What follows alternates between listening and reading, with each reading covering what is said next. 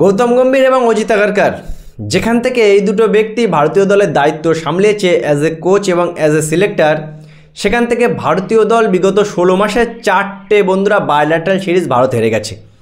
এই দুটো মানুষ যেখান থেকে দায়িত্ব সামলেছে সেখান থেকে ভারতীয় ক্রিকেট একেবারে বরবাদের দিকে। 2024-এ যখন কলকাতাকে চ্যাম্পিয়ন করেছিল as a coach Gautam Gambhir, আমরা কত নাচানাচি করেছিলাম যে একে ভাই গৌতম গম্ভীরকেই ভারতীয় দলের কোচ হিসেবে আমরা দেখতে চাই। হলো তো, অস্ট্রেলিয়ার সাথেও আমরা কালকে হেরে গিয়ে ওয়ানডে সিরিজটা হেরে গেলাম। আর এই নিয়ে 4টে সিরিজ আমরা পর আমরা হেরে গেলাম বন্ধুরা বাজেভাবে। জুলাই 2024 যখন গৌতম গম্ভীর প্রথম দায়িত্ব সামলায় তখন শ্রীলঙ্কাতে আমরা ওয়ানডে সিরিজ 2-0-তে হেরে যাই। 27 বছর পর আমরা শ্রীলঙ্কার মাটিতে ওয়ানডে সিরিজ 2-0-তে হেরে যাই। ঠিক তারপরে নিউজিল্যান্ডের সাথে ঘরের মাঠে 12 বছর পর নিউজিল্যান্ড আমাদের ঘরের মাঠে 3 ম্যাচ টেস্ট সিরিজে 3-0-তে হোয়াইট ওয়াশ করে দিয়ে একেবারেই বাজেভাবে আমাদেরকে হারিয়ে দেয়। 2012 থেকে 2024 যে 12টা বছর আমরা কোনো টিম আমাদেরকে হারাতে পারতো না, নিউজিল্যান্ড আমাদেরকে হারিয়েছিল। ঠিক তারপরে বর্ডার গাভাস্কার ট্রফি 2024-এর শেষে প্রথম ম্যাচে পারতে আমরা জিতে যাওয়ার পরেও ওই বর্ডার গাভাস্কার ট্রফিটা আমরা 3-1-এ বাজেভাবে হেরে যাই। আর ঠিক তারপরে আর এখন অস্ট্রেলিয়ার সাথে বন্ধুরা ওয়ানডে সিরিজও আমরা হেরে গেলাম। মানে 16 মাসে 4টে বায়োল্যাটারাল সিরিজ আমরা হেরে গেলাম। গৌতম গম্ভীর টি20-তে তো অনেক বেস্ট একটা কোচ, কিন্তু ওয়ানডে এবং টেস্টে সে একটা ব্যর্থ কোচ।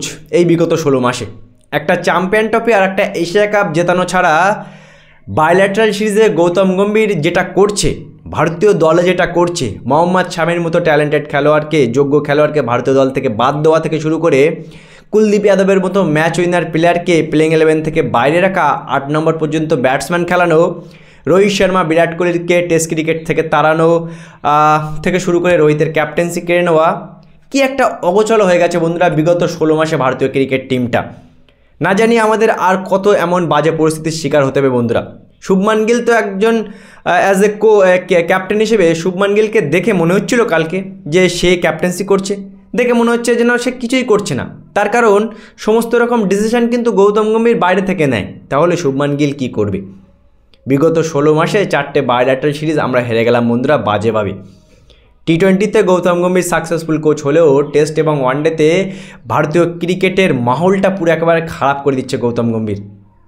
কি বলবে বন্ধুরা, অস্ট্রেলিয়ায়ও আমরা হেরে গেলাম। না জানি আমরা আর কত হারবো, আর কি বাজে দিন আমাদের সামনে দেখতে হবে কে জানি। কি বলবে গৌতম গম্ভীরের সম্পর্কে, এই বিগত 16 মাসে তার কোচিং নিয়ে কি বলবে অবশ্যই জানাবে কমেন্ট সেকশনে। ভিডিওটি ভালো লাগলে চ্যানেলটা অবশ্যই সাবস্ক্রাইব করে দেবে।